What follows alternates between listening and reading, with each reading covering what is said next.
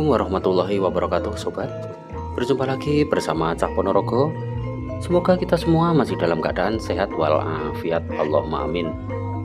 Buat sobat-sobatku dimanapun berada, bahwa pada kesempatan kali ini seperti biasa bersama Cah Ponorogo, yaitu review tentang hajatan ngunduh mantu, tepatnya yaitu di Desa Sumber Kebyar, Kecamatan Purwantoro, Kabupaten Wonogiri, Jawa Tengah. Pada saat ini sobat ya, yaitu saya menyaksikan para warga Sinoman, juga para tamu undangan, juga Sinomanwati, semuanya berduyun-duyun datang ke hajatan ngunduh mantu. Karena di dalam hajatan ngunduh mantu ini sangat kompak sekali, terutama khususnya para Sinoman juga warga. Di sini para Sinoman lagi santai sejenak, persiapan untuk menghadiri acara ngunduh mantu tersebut. Di sini para Sinoman sudah mulai berjalan untuk menuju ke lokasi hajatan. Seperti ini sobat ya, guyup rukunnya para Sinoman, karena ini adalah salah satu pengantin yang menjadi idaman ya di desa. Termasuk ini pengantin viral, karena di dalam hajatan ngunduh mantu tersebut semua para Sinoman, satu dukuhan Sinoman juga Sinomanwati juga semua warga itu semuanya ikut membantu rewang hajatan, sekaligus untuk mensukseskan acara hajatan ngunduh mantu tersebut. Di sini sangat guyup rukun, bahkan para ibu-ibu di dapur ini mempersiapkan makanan untuk Sinoman yang baru datang, karena sebelum bekerja membantu para Sinoman terlebih dahulu makan atau sarapan. Di sini para ibu-ibu juga asik membantu ya, juga ada yang sarapan atau makan. Oke sobat ya, bagaimana keseruan hajatan ngunduh mantu di kampung pelosok Wonogiri ini? Yuk simak videonya sampai selesai.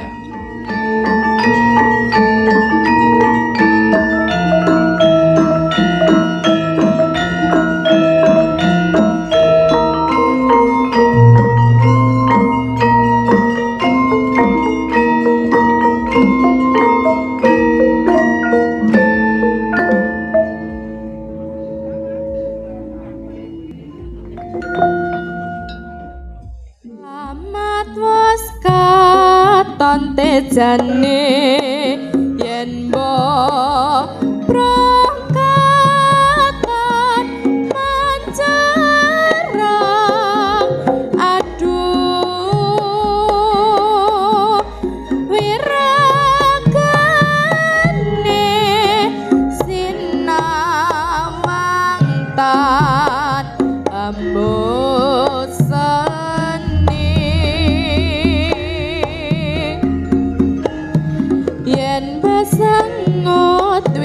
patut nyoto jami komrak hati, aduh lestari ya tan lilopi sasa rekmo nadyan bebasane kelingan godhong salembar nimas, kaya was kacatan rasa sengsara ing atiku.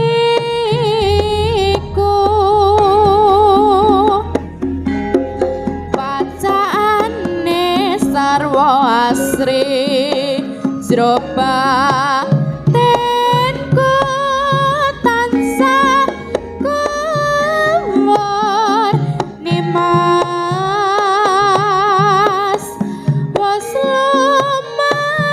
lumayan among nimas paraning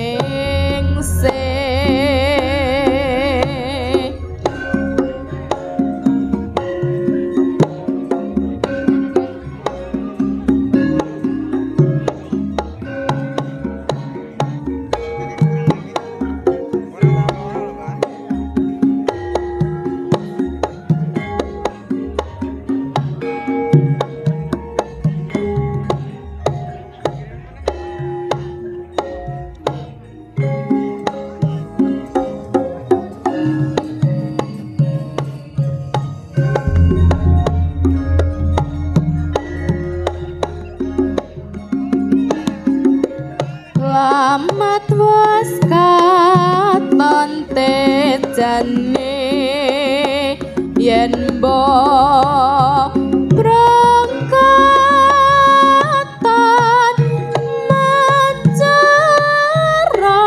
mencerang aduh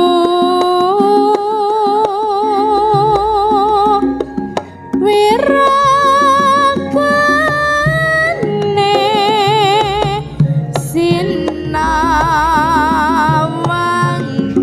sinawangtan ambosani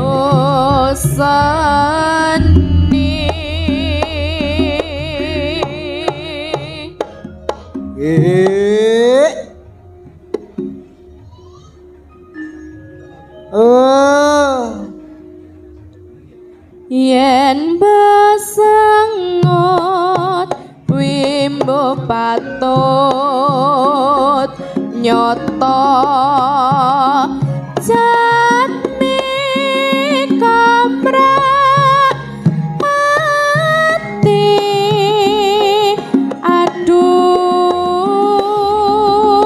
aduh lastari ya tanli lopisah sarekmo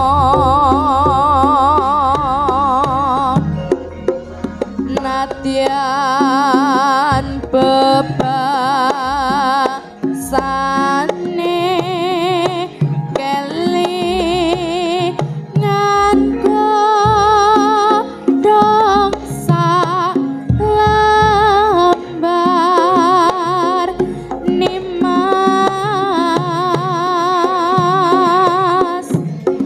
kaya was kejatan rasa sengsem ing atiku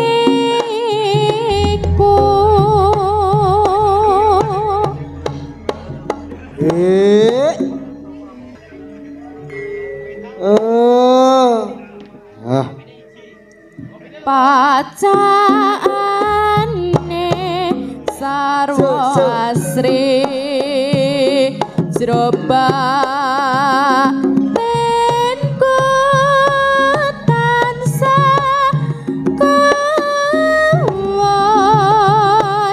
nimas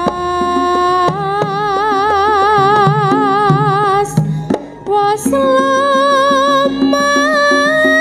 lumayan among nimas